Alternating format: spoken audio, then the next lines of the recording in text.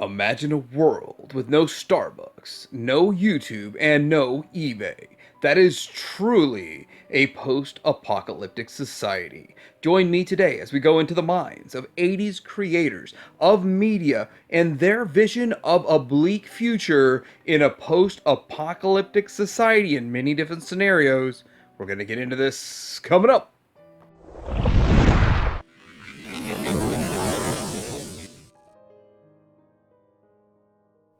Warning! This video is for mature audiences only. This is not a joke. There is some serious stuff going on in post-apocalyptic scenarios. You have been warned. Number 10, Day of the Dead, 1985. Trapped in a missile silo, a small team of scientists, civilians, and trigger-happy soldiers battle desperately to ensure the survival of the human race. But tension inside the base is reaching breaking point, and the zombies are gathering outside. This is not the only zombie movie on the list, but I promise you they're not all zombie movies. Number 9 is Night of the Comet. It's a movie from 1984. After a rare comet sighting, teen sisters Regina and Samantha find that they're among the only survivors of a zombie attack. Yes, another zombie movie. The girls partner with another survivor, Hector, but as they try to avoid the zombies, they're sought by scientists who want to experiment on their bodies in hope of finding an antidote because they are dying. Dodging both the doctors and the undead, they keep moving in the hope they continue to stay alive. This is yet another crazy but fun B movie of the 80s, and it is post-apocalyptic. Next up, number 8, The Spiral Zone is a post-apocalyptic cartoon for kids from 1987. It's an American-based science fiction animated series produced by Atlantic Kushner Lock and based in a part of a toy line from a Japanese company, Bandai. The series focused on an international group of soldiers fighting to free the world from the scientist who controls much of the Earth's surface. Now, the one difference between this and all the others on the list is if they destroy the zone pods, they can return back to normal. Aside from that, they're stuck in a spiral zone. Next on the list, number 7 is Threads. May be the scariest movie of them all because this could really happen. It's similar to the movie The Day After, but the problem is that this is more realistic and a better depiction of what would happen. Released in 1984, Threads explores the effects of a nuclear holocaust on the working class city of Sheffield, England, and the eventual long-term effects of nuclear war on a civilization and how bad it could be. Number 6 on the list is Quiet Earth from 1985. When everyone around him vanishes overnight, scientist Zach Hobson finds himself seemingly the only person on the planet. The isolation initially drives him to the brink of suicide, but eventually Zach adapts a day-to-day routine. After meeting 2 other survivors, he ends up with this trio that roams New Zealand, trying to understand what caused everyone else to disappear. Why did they remain behind? And will disaster strike again? Number 5 on the list is Steel Dawn from 1987. A post-World War III swordman played by Patrick Swayze defends a desert widow, Lisa Nemi, and her water treatment farm.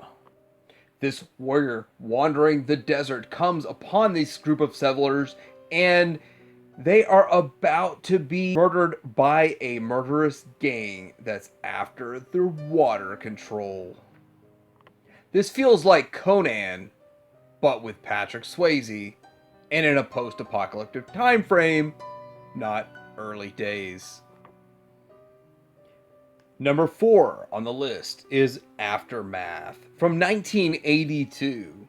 An astronaut battles mutant cannibals after returning from a space to Earth adventure ravaged by nuclear and biological war. He has to fend off these mutant cannibals. Mutant cannibals are zombies. I promise there are not that many zombie movies on this list, but zombie movies make post-apocalyptic lists. Number 3 on this list is a live-action TV show from 1987 called Captain Power. The storyline was set on Earth in the 22nd century following the Metal Wars, a cybernetic revolt that resulted in the subjugation of the human race by intelligent machines. Captain Jonathan Power and a small group of guerrilla fighters called the Soldiers of Fortune oppose the machine forces that dominate Earth. And if anything ever needs a reboot in the movies, that's Captain Power. Number 2 takes us into big hitter territory with the Schwarzenegger himself, the Terminator, 1984. Disguised as a human, a cyborg assassin known as Terminator, Arnold Schwarzenegger travels from 2029 to 1984 to kill Sarah Connor. Linda Hamilton, sent to protect Sarah, is Kyle Reese, played by Michael Biehn, who divulges the coming of Skynet, an artificial intelligence system that will spark a nuclear holocaust. Sarah is targeted because Skynet knows that her unborn son will lead the fight against them. With the virtually unstoppable Terminator in hot pursuit, she and Kyle attempt to escape. Before we reveal number 1 on the list, we have to say this one should be number 1 also, so I'm going to throw it in as a tie. 1984 by George Orwell. This is a 1949 novel that was converted into a movie and produced in the 80s. But this movie here is amazing with the fact that it examines the role of the truth and facts within politics and the ways in which they are manipulated. The story takes place in an imagined future, the year 1984, when much of the world has fallen victim to perpetual war, omnipresent government surveillance, and historical negationism propaganda. This definitely is a crazy look at the future. And number 1 on the list of post-apocalyptic movies or TV shows from the 80s era is Mad Max Road Warrior, or Mad Max 2. From 1981, this is, by all Mad Max fans' accounts, the greatest Mad Max movie. The first one was good. This one was great. I actually liked the third one the most. But getting into this one, let's talk about it. After avenging the death of his wife and his young son at the hands of a vicious gang leader in the first movie, Max, played by Mel Gibson, drives the post-apocalyptic highways of the Australian outback, fending off attacks from nomadic tribes that prey on outsiders. Falling into an encampment led by the relatively peaceful Papalago, Max at first schemes to steal their oil, but soon becomes the group's reluctant defender against Humongous, played by Kel Nielsen, and his ruthless marauders. This has spurred a cult classic following and 2 more movies that are both great, and I can't wait for more.